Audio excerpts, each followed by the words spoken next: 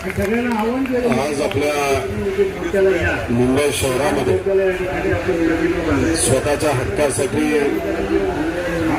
लढण्यासाठी आपण सर्व आशा सेविका तसंच गट प्रवक्ता इथे आलेला आहात. तुम्हाला भेटण्यासाठी आत्ता दानवे साहेब जे विरोधी पक्ष नेते आहेत ते आले, आहेर साहेब आले, इथे सुनीलजी भुसारा साहेब इथं आहेत, अशोक बापू पवार, सलील भाऊ देशमुख सर्वच मान्यवर इथं आपल्या सर्वांना भेटायला आले. तुमच्या या लढ्याला पाठिंबा देण्यासाठी आम्ही सर्वजण आलेलो आहोत. नागपूरला जेव्हा तुम्ही तिथे आला होता, हायटेकची जी संघटना आहे या माध्यमातून आपण सर्वजण एकत्रित आला होता आणि एकत्रित कशासाठी आला होता तर स्वतःच्या हक्कासाठी आला होता. तुम्हाला आठवत असेल की दुपारच्या वेळेस आपण सर्वजण जेव्हा उन्हात खाणं पिणं सोडून स्वतःच्या हक्कासाठी लढत होता तेव्हा तुमचे नेते सुद्धा आपल्या सर्वांना मार्गदर्शन आणि पाठिंबा तिथं देत होते. आम्ही सुद्धा तिथं आलो होतो आणि तिथं आल्यानंतर आपल्याशी संवाद साधला. अनेक विरोधी पक्षामध्ये असणाऱ्या आमदारांनी तुमचे मुद्दे नागपूरच्या अधिवेशनामध्ये मांडले आणि तुम्ही तिथे मोठ्या संख्येने आल्यामुळे आणि अनेक आमदारांनी तुमची बाजू अधिवेशनामध्ये मांडल्यामुळे आणि काही लोक आपल्याला भेटल्यामुळे तिथं सरकारला कुठलाही पर्याय राहिला नाही. पण तुम्हाला तिथं बैठकीसाठी बोलावलं. तुमचे हे सर्व सामाजिक नेते तुमच्या सर्वांची बाजू मांडण्यासाठी जेव्हा सरकारकडे गेले तेव्हा सरकारने तुम्हाला शब्द दिला होता. याच्या आधी सुद्धा अनेक वेळा शब्द दिला गेला होता. मला आपल्या सर्वांना विचारायचं, तुम्हाला जे दिवाळीपूर्वी 2000ची भेट मिळणार होती ती मिळाली का अजूनपर्यंत? ती भेट नाही, तो तुमचा हक्क आहे. कोरोनाच्या काळामध्ये आणि अजून सुद्धा तुम्ही सर्वजण आरोग्य विभागामध्ये जे कार्य करतात तुमच्यासारखं कार्य कुणीही करत नाही असा विश्वास माझ्या सरकारला आहे. मी जिल्हा परिषद सदस्य असताना सुद्धा तुमचं काम बघितलं. माझ्या मतदारसंघामध्ये सुद्धा तुम्ही ज्या पद्धतीने काम करता जबरदस्त काम तुमचं आहे. आणि मी माझ्या मतदारसंघामध्ये काम करत असताना खास करून आरोग्य विभागामध्ये जेव्हा किंवा एखाद्या गरीबाला अडचण येते तेव्हा तुम्ही तुमच्यातल्या ज्या भगिनी तिथं काम करतात त्यांनी नेहमी सहकार्यच आम्हा सगळ्यांना केलेलं आहे.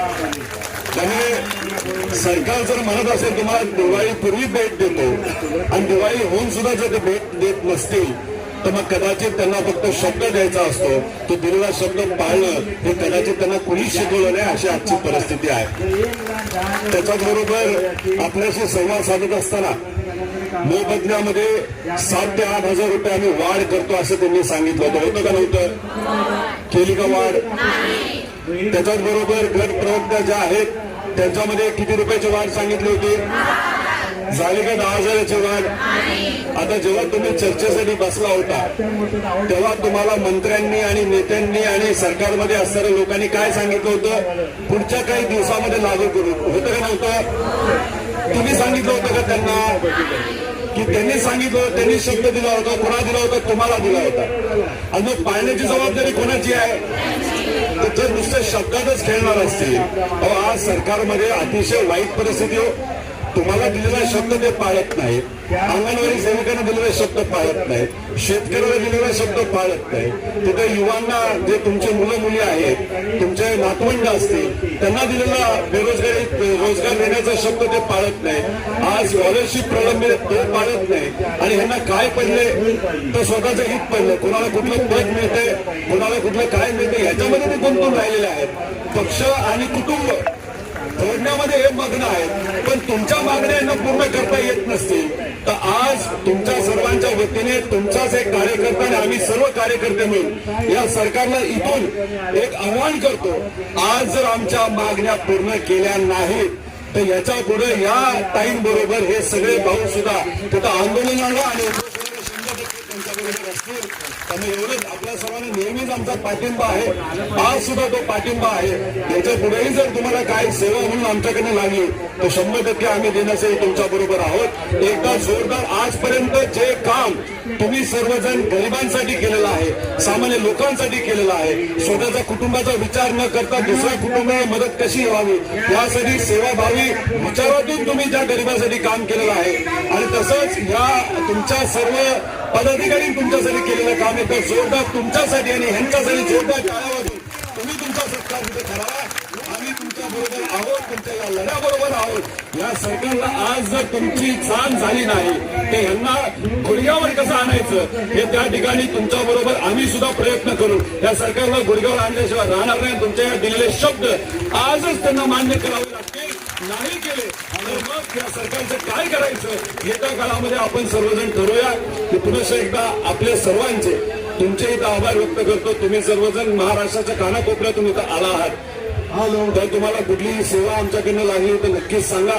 आम्ही तिथे देऊ पाहिजे, इथं बसायला जागा नाही, प्यायला पाणी नाही, जेवायला अन्न नाही, अशात तुम्ही तुमच्या हक्कासाठी लढत आहात. त्यामुळे या भावाला या सर्व भावंडांना जिथं कुणा मदत करायची असेल ती मदत करण्याची संधी यावेळी